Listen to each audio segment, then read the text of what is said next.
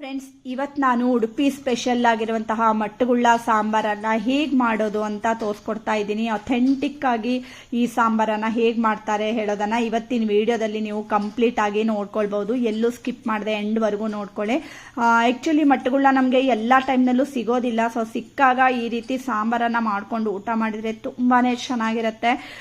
ಮತ್ತು ಕೆಲವಷ್ಟು ಟಿಪ್ಸ್ಗಳನ್ನು ಫಾಲೋ ಮಾಡಿ ಆ ರೀತಿ ಮಾಡಿದರೆ ಒಂದು ಬೆಸ್ಟ್ ಅಥೆಂಟಿಕ್ ಮಟ್ಟಗುಳ್ಳ ಸಾಂಬಾರನ್ನು ನೀವು ಕೂಡ ಮನೆಯಲ್ಲಿ ಮಾಡ್ಕೊಳ್ಬೋದು. ಹಾಗಾದರೆ ಈ ಸಾಂಬಾರು ಹೇಗೆ ಮಾಡೋದು, ಏನೇನೆಲ್ಲ ಸ್ಟೆಪ್ಗಳಿವೆ ಅಂತ ನೋಡ್ತಾ ಹೋಗೋಣ. ಸ್ಟಾರ್ಟ್ ಮಾಡೋಣ. ಹಲೋ ಎವ್ರಿವಾನ್, ನಾನು ಸುಷ್ಮಾ. ವೆಜ್ ವಂಡರ್ಸ್ ಚಾನೆಲ್ಗೆ ಸ್ವಾಗತ, ಸುಸ್ವಾಗತ. ಫಸ್ಟ್ ನೋಡಿ, ನಾನು ಒಂದು ಮಟ್ಟಗುಳ್ಳನ ತೊಗೊಂಡಿದ್ದೀನಿ. ಆ್ಯಕ್ಚುಲಿ ಇದು ದೊಡ್ಡ ದೊಡ್ಡ ಸೈಜ್ನಲ್ಲಿ ಜಾಸ್ತಿ ಸಿಗುತ್ತೆ. ಅದಕ್ಕೆ ನಾನು ತುಂಬ ದಿನದಿಂದ ಹುಡುಕ್ತಾ ಇದ್ದೆ. ಆ್ಯಕ್ಚುಲಿ ಎವ್ರಿ ಟೈಮ್ ನಾನು ವೆಜಿಟೇಬಲ್ ಶಾಪ್ಗೆ ಹೋದಾಗೆಲ್ಲ ಮಟ್ಟಗುಳ್ಳ ಬಂದಿದೆಯಾ ಅಂತ ಕೇಳ್ತಾ ಇದ್ದೆ. ಆ್ಯಕ್ಚುಲಿ ಸಿರ್ಸಿನಲ್ಲಿ ತುಂಬ ಕಡಿಮೆ ಇದು ಸಿಗೋದು, ಬಟ್ ನಮ್ಮೆಲ್ಲರಿಗೂ ತುಂಬಾ ಇಷ್ಟ ಇದು. ಸೊ ಸಿಕ್ಕಾಗ ತೊಗೊಂಡು ಬಂದು ಇವತ್ತು ಸಾಂಬಾರು ಮಾಡಿ ನಿಮ್ಮ ಜೊತೆಗೆ ಶೇರ್ ಮಾಡ್ತಾ ಇದ್ದೀನಿ. ಮತ್ತೇನು ಅಂದರೆ, ಇದನ್ನು ಕಟ್ ಮಾಡ್ಕೊಳ್ಳುವಾಗ ಸ್ವಲ್ಪ ದೊಡ್ಡ ದೊಡ್ಡ ಹೋಳಾಗಿ ಕಟ್ ಮಾಡ್ಕೊಳ್ಳಿ, ಇಲ್ಲಾಂದರೆ ಇದು ಕರ್ಗೋಗ್ಬಿಡುತ್ತೆ. ಸ್ವಲ್ಪ ದೊಡ್ಡ ದೊಡ್ಡದಾಗಿ ಕಟ್ ಮಾಡಿಕೊಂಡ್ರೆ ಚೆನ್ನಾಗಿ ನಮಗೆ ಊಟ ಮಾಡುವಾಗ ಹೋಳು ಆ ರೀತಿ ಎಲ್ಲ ಸಿಗುತ್ತೆ. ಓಕೆನಾ? ಈ ರೀತಿ ಕಟ್ ಮಾಡ್ಕೊಂಡು ರೆಡಿ ಮಾಡ್ಕೊಂಡಿದ್ದೀನಿ. ನೆಕ್ಸ್ಟು ಒಂದು 3/4 ಕಪ್ ಆಗುವಷ್ಟು ತೊಗರಿಬೇಳೆನ ಒಂದು ಪಾತ್ರೆಗೆ ಹಾಕಿ ಇದನ್ನು ಚೆನ್ನಾಗಿ ಒಂದು 2 ರಿಂದ 3 ಸಾರಿ ತೊಳೆದು ಇದಕ್ಕೆ ಪುನಃ ಬೇರೆ ನೀರನ್ನು ಹಾಕಿ ಒಂದು ಅರ್ಧ ಗಂಟೆ ನೆನೆಸಿಟ್ಕೊಂಡ್ಬಿಡಿ. ಆಮೇಲೆ ನಾನು ಮತ್ತೆ ಇನ್ನೊಂದು ಪಾತ್ರೆಗೆ ಒಂದು 4.25 ಗ್ಲಾಸ್ ಆಗುವಷ್ಟು ನೀರನ್ನು ಹಾಕ್ಕೊಳ್ತಾ ಇದ್ದೀನಿ. ಆಮೇಲೆ ಇದಕ್ಕೆ 1 ಚಮಚ ಆಗುವಷ್ಟು ಅರಿಶಿಣ ಪುಡಿಯನ್ನು ಹಾಕ್ಕೊಳ್ತಾ ಇದ್ದೀನಿ. ರುಚಿಗೆ ತಕ್ಕಷ್ಟು ಉಪ್ಪನ್ನು ಹಾಕ್ಕೊಳ್ತಾ ಇದ್ದೀನಿ. ಮತ್ತು ನೆಕ್ಸ್ಟ್ ಇದಕ್ಕೆ ಒಂದು ಸ್ವಲ್ಪ ಹುಣಸೆ ಹಣ್ಣನ್ನು ಒಂದು ಅರ್ಧ ಗಂಟೆ ಮೊದಲು ನಾನು ನೆನೆಸಿಟ್ಕೊಂಡಿದ್ದೆ. ಇವಾಗ ಅದರ ರಸನ ಹಾಕ್ಕೊಳ್ತಾ ಇದ್ದೀನಿ. ಹಾಗೆ ಒಂದು ಹಸಿಮೆಣಸನ್ನು ಕಟ್ ಮಾಡಿಕೊಂಡು ಹಾಕ್ಕೊಳ್ತಾ ಇದ್ದೀನಿ. ನಿಮಗೆ ಖಾರಕ್ಕೆ ಎಷ್ಟು ಬೇಕು ಅಂತ ನೋಡ್ಕೊಂಡು ಹಾಕ್ಕೊಳ್ಳಿ. ಇವಾಗಲೇ ಜಾಸ್ತಿ ಖಾರ ಏನು ಹಾಕೋದು ಬೇಡ, ಜಸ್ಟ್ ಪರಿಮಳಕ್ಕೋಸ್ಕರ ಈಗ ಒಂದು ಹಸಿಮೆಣಸನ್ನು ಹಾಕ್ಕೊಂಡಿದ್ದೀನಿ. ಮತ್ತು 1 ಚಮಚ ಆಗುವಷ್ಟು ಕೊಬ್ಬರಿ ಎಣ್ಣೆನ ಹಾಕ್ಕೊಂಡಿದ್ದೀನಿ. ಚೆನ್ನಾಗಿ ಇದನ್ನೆಲ್ಲ ಮಿಕ್ಸ್ ಮಾಡಿಕೊಂಡು ಸ್ಟವ್ ಮೇಲೆ ಇಟ್ಕೊಂಡಿದ್ದೀನಿ. ಮತ್ತೆ ಈಗ ನಾನು ಸ್ಟವ್ ಆನ್ ಮಾಡ್ಕೊಳ್ತಾ ಇದ್ದೀನಿ. ಆಮೇಲೆ ನೋಡಿ, ಇದೆಲ್ಲ ಮಿಕ್ಸ್ ಮಾಡ್ಕೊಂಡಾದ್ಮೇಲೆ ಇದನ್ನು ಫುಲ್ ಬಾಯ್ಲ್ ಆಗೋದಕ್ಕೆ ಅಂತ ಇಟ್ಕೊಳ್ಬೇಕು. ಮತ್ತು ಈಗ ಒಂದು ಸ್ವಲ್ಪ ಬಾಯ್ಲ್ ಆಗೋದಕ್ಕೆ ಸ್ಟಾರ್ಟ್ ಆಗಿದೆ ಹೇಳುವಾಗ ಒಂದು ಸ್ವಲ್ಪ ಕರಿಬೇವಿನ ಸೊಪ್ಪನ್ನು ಕೂಡ ಹಾಕ್ಕೊಂಡಿದ್ದೀನಿ. ಚೆನ್ನಾಗಿ ಬಾಯ್ಲ್ ಆದಮೇಲೆ ಇದಕ್ಕೆ ಈಗ ನೋಡಿ, ನಾನು ಕಟ್ ಮಾಡ್ಕೊಂಡಿರೋಂತಹ ಬದನೆಕಾಯನ್ನು ಹಾಕ್ಕೊಳ್ತಾ ಇದ್ದೀನಿ. ನೋಡ್ತಾ ಇದ್ದೀರಿ ಅಲ್ವಾ, ಎಷ್ಟು ದೊಡ್ಡ ದೊಡ್ಡ ಪೀಸಾಗಿ ನಾನು ಕಟ್ ಮಾಡ್ಕೊಂಡಿದ್ದೀನಿ ಇದನ್ನು. ಆಮೇಲೆ ಚೆನ್ನಾಗಿ ಈ ನೀರಲ್ಲಿ ಒಂದು ಸಾರಿ ಮಿಕ್ಸ್ ಮಾಡ್ಕೊಳ್ಳಿ. ಮತ್ತು ಈ ಬದನೆಕಾಯಿ ತುಂಬ ಬೇಗ ಬೆಂದ್ಕೊಂಡು ಬಿಡುತ್ತೆ. ನೀವು ಜಾಸ್ತಿ ಹೊತ್ತೆಲ್ಲ ಏನು ಬೇಕಾಗಲ್ಲ ಬೇಯೋದಕ್ಕೆ, ಒಂದು 10 ನಿಮಿಷಕ್ಕೇ ಚೆನ್ನಾಗಿ ಬೆಂದ್ಬಿಡುತ್ತೆ. ಆಮೇಲೆ ನೋಡಿ, ಪುನಃ ನಾನು ಸ್ಟವ್ ಆನ್ ಮಾಡ್ಕೊಂಡು ಒಂದು ಕಡಾಯಿ ಇಟ್ಕೊಂಡು ಅದಕ್ಕೆ 1 ಚಮಚ ಎಣ್ಣೆ ಹಾಕಿ ಒಂದು 4-5 ಒಣ ಮೆಣಸನ್ನು ಹಾಕ್ಕೊಂಡಿದ್ದೀನಿ, ಬ್ಯಾಡಗಿ ಮೆಣಸು. ಚೆನ್ನಾಗಿ ಈ ರೀತಿ ಹುರ್ಕೊಳ್ಳಿ.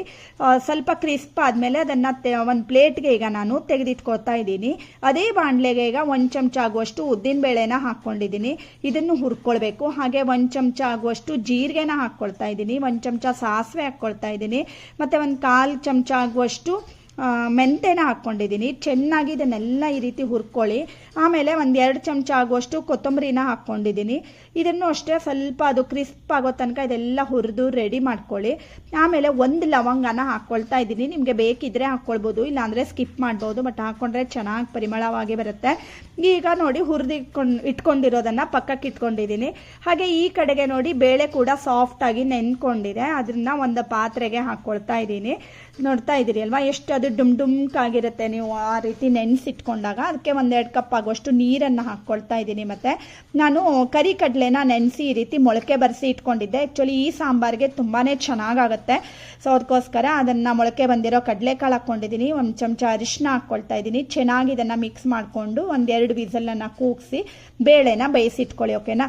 ಹಾಗೆ ಈ ಕಡೆಗೆ ಮಸಾಲ ಕೂಡ ತಣ್ಣಗಾಗಿದೆ ಅಲ್ವಾ, ಅದನ್ನು ಒಂದು ಮಿಕ್ಸಿ ಜಾರ್ಗೆ ಈಗ ಹಾಕ್ಕೊಳ್ತಾ ಇದ್ದೀನಿ. ನೆಕ್ಸ್ಟ್ ನೋಡಿ, ಅದನ್ನು ಮಿಕ್ಸಿಗೆ ಹಾಕಿ ಈ ರೀತಿ ನೈಸಾಗಿ ಪೌಡರ್ ಮಾಡ್ಕೊಂಡಿದ್ದೀನಿ. ಎಷ್ಟು ಒಳ್ಳೆ ಪರಿಮಳ ಬರ್ತಾ ಇತ್ತು ಮಸಾಲ ಇದು. ಮತ್ತು ನೋಡಿ, ಕಲರ್ ಕೂಡ ಎಷ್ಟು ಚೆನ್ನಾಗಿ ಬಂದಿದೆ ಅಲ್ವಾ. ಹಾಗೆ ಹೋಳು ಕೂಡ ಈ ಕಡೆಗೆ ನೋಡಿ ಬೆಂದಿದೆ. ತುಂಬ ಎಲ್ಲ ಬೇಯೋದು ಬೇಡ, ಯಾಕೆಂದರೆ ನಾವು ಆಮೇಲೆ ಮಗಚ್ತಾ ಇದ್ದಂಗೆ ಅದೆಲ್ಲ ಹೋಳು ಕರ್ಗೋಗ್ಬಿಡುತ್ತೆ. ಓಕೆನಾ? ಸೊ ಈ ರೀತಿ ಬೇಯಿಸ್ಕೊಂಡಾದಮೇಲೆ ಇದಕ್ಕೆ ರೆಡಿ ಮಾಡ್ಕೊಂಡಿರೋಂತಹ ಬೇಳೆ ಮತ್ತು ಕಡಲೆಕಾಳನ್ನು ಹಾಕ್ಕೊಳ್ತಾ ಇದ್ದೀನಿ. ಚೆನ್ನಾಗಿ ಈ ರೀತಿ ಮಿಕ್ಸ್ ಮಾಡ್ಕೊಳ್ಳಿ. ಒಂದು ಕುದಿ ಬರಲಿ. ಆಮೇಲೆ ಇದಕ್ಕೆ ನಾನು ಮಿಕ್ಸಿಗೆ ಹಾಕಿ ಪೌಡರ್ ಮಾಡ್ಕೊಂಡಿರೋಂತಹ ಮಸಾಲ ಹುಡಿನ ಹಾಕ್ಕೊಳ್ತಾ ಇದ್ದೀನಿ. ತುಂಬ ಅಂದರೆ ತುಂಬ ಚೆನ್ನಾಗಾಗುತ್ತೆ ಫ್ರೆಂಡ್ಸ್. ಇದು ಚೆನ್ನಾಗಿ ಈ ರೀತಿ ಮಿಕ್ಸ್ ಮಾಡ್ಕೊಳ್ಳಿ. ಮಸಾಲ ಹುಡಿ ಎಲ್ಲ ಹಾಕ್ಬಿಟ್ಟು ಇದಕ್ಕೆ ನಾನು ತೆಂಗಿನಕಾಯಿ ಕೂಡ ಹಾಕ್ತಾ ಇಲ್ಲ ಈ ಸಾಂಬಾರಿಗೆ. ಆ್ಯಕ್ಚುಲಿ ಈ ರೀತಿಯೇ ಮಾಡ್ಕೊಳ್ಬೇಕು. ತುಂಬ ಅಂದರೆ ತುಂಬ ಚೆನ್ನಾಗಿ ಬರುತ್ತೆ. ಖಂಡಿತ ನೀವು ಒಮ್ಮೆ ಈ ರೀತಿ ಸಾಂಬಾರನ್ನು ಮಾಡಿ ನೋಡಿ. ಹಾಗೆ ನೋಡಿ ಒಂದು ಸ್ವಲ್ಪ ನಾನು ಹೆಚ್ಚಿಟ್ಕೊಂಡಿರೋಂತಹ ಕೊತ್ತಂಬರಿ ಸೊಪ್ಪನ್ನು ಹಾಕ್ಕೊಂಡಿದ್ದೀನಿ. ಚೆನ್ನಾಗಿದು ಬಾಯ್ಲ್ ಆಗ್ತಾ ಇದೆ. ಮತ್ತು ಇದಕ್ಕೆ ಈಗ ನಾನು 1 ಚಮಚ ಆಗುವಷ್ಟು ಬೆಲ್ಲನ ಹಾಕ್ಕೊಳ್ತಾ ಇದ್ದೀನಿ. ಆ್ಯಕ್ಚುಲಿ ಉಪ್ಪು, ಹುಳಿ, ಸಿಹಿ, ಖಾರದ ಜೊತೆಗೆ ತುಂಬಾ ಚೆನ್ನಾಗಿ ಬರುತ್ತೆ ಈ ರೀತಿ ನೀವು ಬೆಲ್ಲ ಕೂಡ ಸೇರಿಸ್ಕೊಳ್ಳೋದ್ರಿಂದ.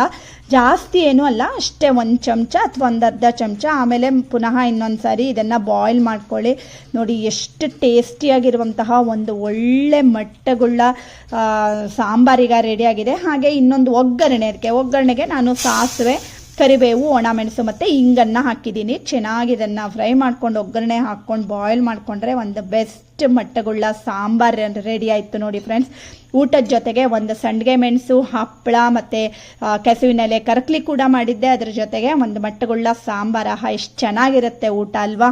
ಮತ್ತು ಫ್ರೆಂಡ್ಸ್, ಇವತ್ತಿನ ಈ ಸಾಂಬಾರು ಇಷ್ಟ ಆಗಿದ್ರೆ ಗೊತ್ತೇ ಇದೆ ಅಲ್ವಾ, ಲೈಕ್ ಮಾಡಿ, ಶೇರ್ ಮಾಡಿ ಮತ್ತು ಸಬ್ಸ್ಕ್ರೈಬ್ ಮಾಡಿ. ಇನ್ನೊಂದು ಒಳ್ಳೆ ವಿಡಿಯೋ ಜೊತೆ ಬರ್ತೀನಿ. ಅಲ್ಲಿವರೆಗೂ take care. Thank you for watching.